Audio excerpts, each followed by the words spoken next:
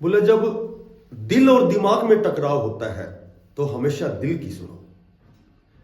जीवन में इंतजार नहीं, कोशिश कीजिए, क्योंकि इंतजार करने वाले केवल उतना प्राप्त करते हैं जितना कोशिश करने वाले छोड़ देते हैं।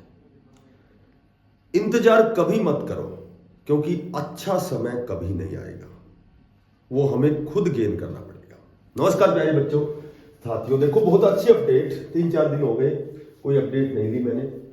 आज की जो अपडेट है बहुत अच्छी अपडेट है। मैंने पिछली अपडेट सैटरडे को ही ली थी, ठीक है। तो आज की जो अपडेट है, HSSC TGT वेटिंग लिस्ट, आपका इंतजार खत्म हो चुका है, ठीक है। उसके बाद में कट ऑफ पे थोड़ी सी चर्चा करेंगे। नेक्स्ट जो हमारा पॉइंट है JVT का रिजल्ट, इसकी भी आपको बहुत जल्दी खुशखबरी मिलने वाली है, ठीक है। और कट ऑफ पे तो लगभग हमने 3-4 वीडियो में चर्चा कर ली है, लेकिन आज भी थोड़ी सी चर्चा करेंगे। और कल एक एस्टेट का नया नोटिस आया है, क्योंकि वो जो एग्जाम 7 और 8 दिसंबर का था वो पोस्टपोन हो चुका है, ठीक है। तो वो पोस्टपोन हो चुका है, तो अब कल एक नया नोटिस आया था कि जो एग्जाम है उसकी पॉसिबिलिटी कहाँ तक है। इसमें मैं एक लाइन और जोड़ूंगा कि हम क्या करें, ठीक है, कि भाई हम क्या करें, हमारा जो रिजल्ट आने वाला है तो क्या करें। ये एक बहुत अच्छी अपडेट है। देखो सबसे पहले हम बात करते हैं एस्टेट की। भाई एस्टेट की यदि हम बात करें तो सबसे पहले तो सभी को पता है भाई एस्टेट पास करना बड़ा ही अनिवार्य है, क्योंकि आगे जो भी 2025 में जो भी नए रिक्रूटमेंट आएंगे टीचिंग स्टाफ का, चाहे वो रेस्ट ऑफ हरियाणा की JVT की भर्ती हो, ठीक है, हो सकता है कि 7,000 4,000, ये तो एक्यूरेट ऑफिशियल डाटा तो नहीं है, लेकिन एक बहुत बड़े स्तर पर ये भर्ती आएगी। HKRN में भी एक 7,000 की भर्ती, या फिर कह सकते हैं कि भाई डिपार्टमेंट से पूछा गया कि भाई कहाँ कितने सीट वैकेंट हैं, कितने अध्यापकों की आवश्यकता है। तो रेस्ट ऑफ हरियाणा की जो रेगुलर पोस्ट है, हम जो रेगुलर भर्ती है उसके लिए बहुत बड़े स्तर पर भर्ती आने वाली है, तो उसके लिए नए साथियों को एस्टेट पास करना बड़ा अनिवार्य है। दूसरी बात करें, TGT की बहुत बड़े पदों पर लगभग 8,000 कुछ पदों पर भर्ती आने वाली है, उसके लिए भी कंडीशन है कि वे एस्टेट पास होना अनिवार्य है। तीसरी जो है HKRN, जैसे कुछ एक साथी जब हम मान लो 1-2 नंबर से रह जाते हैं, ठीक है, गवर्नमेंट सर्विस पर, उनके लिए एक अवसर HKRN हरियाणा कौशल रोजगार निगम में है, ठीक है। तो वहां भी देखो एक बहुत अच्छी बात हो गई कि 10 नंबर तो सोशल इकोनॉमिक के हटा दिए, 10 नंबर एक्सपीरियंस के, 20 नंबर हटाने के बाद मेरे ख्याल से 80 नंबर में ही वो डिस्ट्रीब्यूशन होगा। तो इसमें मेन रोल एक तो एनुअल इनकम का है, कोई 1 लाख से कम, 1,80,000 से कम, वो सारी चीजें सभी को पता है। विशेष जो है वो एस्टेट टीचिंग पदों पर एस्टेट में 10 नंबर होने, यानी कि 10 नंबर मिलते हैं, तो एस्टेट पास होना अनिवार्य है। और भाई नॉन जो टीचिंग है उनके लिए CET में 10 नंबर है। तो ये जो डिवाइडेशन 10 नंबर का है, इसके लिए एस्टेट होना बहुत ही अनिवार्य है, क्योंकि HKRN एक ऐसा पोर्टल है जो कॉन्ट्रैक्ट बेस पे लगभग 58 साल तक जॉब सुरक्षा एक्ट दिया जाता है, ठीक है। तो वो हमें 58 साल तक तो खैर नहीं लेना है, लेकिन कहीं न कहीं थोड़ा सा एक अच्छी चीज है कि भाई हम यहाँ ज्वाइन करेंगे, जब तक अच्छा प्रयास करते रहेंगे, बहुत बड़े स्तर पर किसी अच्छी नौकरी में जाएंगे, तो उसके लिए हमें HKRN ज्वाइन करना भी हमारे लिए फायदेमंद है, ठीक है। तो ये जो नोटिस जो आया है कल एस्टेट का, ये पोस्टपोन क्यों गए, सबको पता है कि भाई बोर्ड का चेयरमैन ना होने की वजह से, ठीक है। तो अब ये नोटिस आया है कि 10 दिसंबर तक जितनी भी आपकी वहां टेक्निकल खामियां हैं उनको आप दूर कर सकते हैं। तो ये जो आपका एस्टेट का एग्जाम है, मे बी दिसंबर लास्ट या फिर जनवरी में तो कंफर्म ही होना है, ठीक है। तो आपको एस्टेट की तैयारी करनी है, और ये ध्यान रखना है कि बहुत ही अनिवार्य है हमारे लिए, यदि हम जीवन में आगे, ये भी कह सकते हो कि यदि आप जीवन आगे जीना चाहते हो बहुत अच्छे तरीके से, तो आपका एस्टेट पास होना अनिवार्य है, चाहे वो कॉन्ट्रैक्ट बेस हो, चाहे वो पक्की भर्ती हो। अब हम बात करें TGT की वेटिंग की, तो देखो TGT वेटिंग के लगभग सारी जो प्रॉब्लम सॉर्ट आउट हो चुकी है। जो भी एक लास्ट बची हुई थी, भाई CTET मान्य है या नहीं है, तो मैंने पहले बताया था आपको CTET मान्य नहीं होगा, क्योंकि हरियाणा में केवल एस्टेट मान्य होता है। तो टीचिंग जो JVT की जो वेटिंग लिस्ट की हम बात करें, तो बहुत बड़े स्तर पर वेटिंग लिस्ट आएगी, मैं आपको बताता हूँ। कि लगभग जब 7471 कुछ पद थे, सबको पता है पहली लिस्ट 5800 की आई थी, उसके बाद 1600 कुछ कैंडिडेट तो वैसे होल्ड पे थे, 409 एक्सपीरियंस के कैंडिडेट जो होल्ड पे थे वो भी अब उसमें ये लगा लो कि जो वेटिंग है और बढ़ गई। उसके बाद में लगभग एक्यूरेट डाटा मेरे ख्याल से कितने ऐसे कैंडिडेट थे जिन्होंने ज्वाइन किया है, क्योंकि वो पीजीटी में चले गए थे, तो वहां भी एक बहुत बड़ी लिस्ट है। अब मैं आपको बताता हूं कि आपकी जो कट ऑफ है कंफर्म आप देख लेना, 2 से 3 नंबर तो नीचे आनी है, और फिजिकल में और संस्कृत में, फिजिकल में तो मेरे ख्याल से और भी ज्यादा नीचे आएगी। फीमेल कैंडिडेट है उनको मैक्सिमम बेनिफिट मिलने वाला है। अब यहां मैं बात करूं कि जैसे 10%, जो 10% वेटिंग की बात करूं, तो ये एक तो अनावश्यक नेगेटिविटी पे ध्यान मत दो।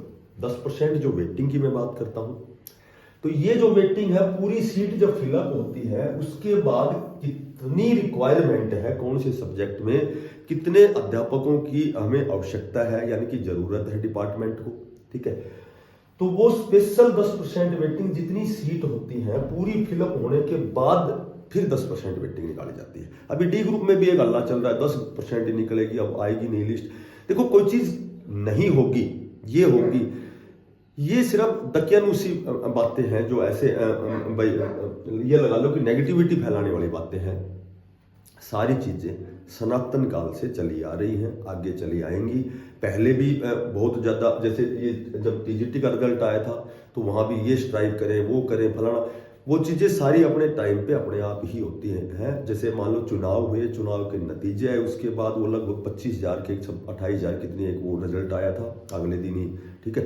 तो वो चीजें समय पर अपने आप ही होती है। ये जो 10% वेटिंग है ये एक्स्ट्रा बेनिफिट है कैंडिडेट्स को। यदि मैं बात करूं इंग्लिश की, तो इंग्लिश में लगभग जैसे मान लो इंग्लिश है, तो इंग्लिश में 102 कैंडिडेट तो ऐसे हैं जो जिनका अभी वेटिंग है। मेरे ख्याल से 83 ऐसे हैं जो अपर एज और कम आयु वाले हैं, जो जिनके कट ऑफ बराबर थे, लेकिन एज जब ज्यादा था उसको हमेशा प्राथमिकता दी जाती है। तो इस तरह से यहाँ इंग्लिश में मेरे ख्याल से 10% वेटिंग जब पूरी सीट फिलअप होने के बाद, कितनी 1751 थी, कितनी था अभी फिक्स ध्यान नहीं है मेरे, तो इंग्लिश में जैसे रिक्वायरमेंट है तो इसकी 10% वेटिंग और बढ़ सकती है। ऐसे ही जिस सब्जेक्ट में जैसे मान लो अध्यापक कम रह गए, ठीक है, तो वहां पूरी सीट फिलअप होने के बाद में 10% वेटिंग लगती है। अब एक अच्छी बात कि जो सुप्रीम कोर्ट ने जो 6 वीक का समय दिया था, ठीक है, या फिर कुछ एक कंडीशन में 3 वीक का समय दिया था, तो वो जो टाइम पीरियड है वो पूरा हो चुका है।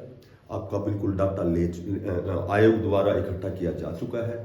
कितनी वेटिंग, बहुत बड़े स्तर पर वेटिंग आएगी, कुछ एक सब्जेक्ट की 10% वेटिंग भी आएगी, ठीक है। तो आप निश्चिंत रहें, और एस्टेट जो नए साथी हैं एस्टेट जरूर करें, क्योंकि नई भर्ती बहुत बड़े स्तर पर टीजीटी की आने वाली है। उसके बाद जब हम बात करें जेवीटी की, तो जेवीटी की बात करें तो जेवीटी में भी मैं आपको बताता हूं।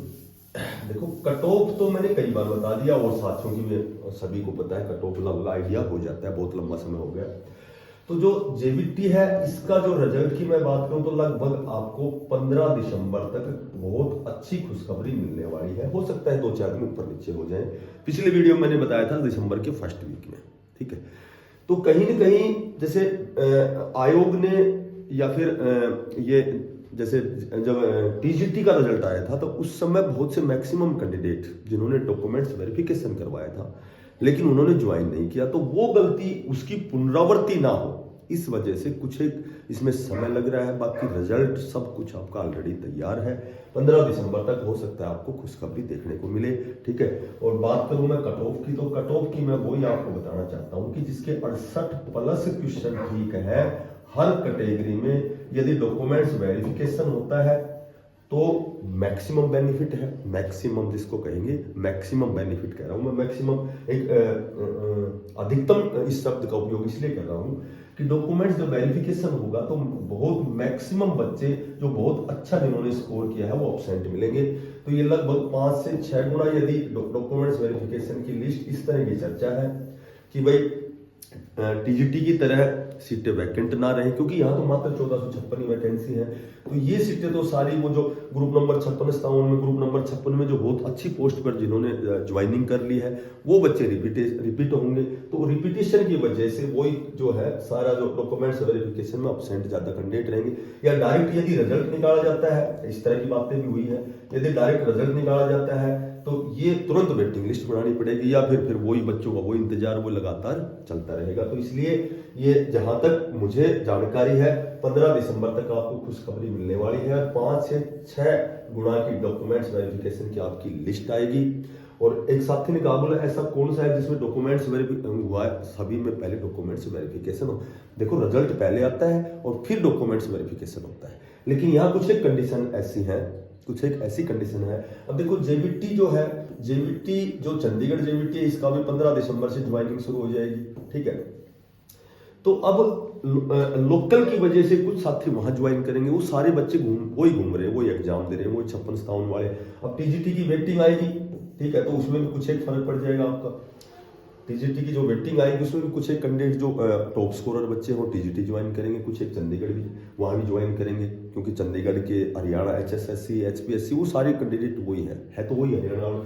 तो यहाँ डॉक्यूमेंट्स वेरिफिकेशन की चर्चा है, इसलिए थोड़ा सा लेट है। बाकी इसमें कोई किसी प्रकार का केस कास कुछ नहीं है।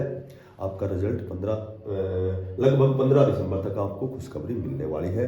और कयास लगाए जा रहे हैं, बहुत मैक्सिमम प्रोबेबिलिटी और पॉसिबिलिटी है कि ये आपकी डॉक्यूमेंट्स वेरिफिकेशन पहले हो, ताकि अब्सेंट बच्चे जो वेरियस प्रकार के भर्तियों में चले गए हैं तो उनका इन बच्चों को फायदा मिले, इनकी कट ऑफ है वो डाउन जाएगी। और 68 प्लस जिसके क्वेश्चन है वो मैक्सिमम मतलब आशा कर सकता है कि डॉक्यूमेंट्स वेरिफिकेशन तो उसका कंफर्म है, चाहे वो कितने भी गुना हो, चाहे 3 गुना हो 4 गुना हो, और यदि ज्यादा गुना 5 से 6 गुना हो तो 68 तो बिल्कुल शेप स्कोर रहेगा आपका, ठीक है।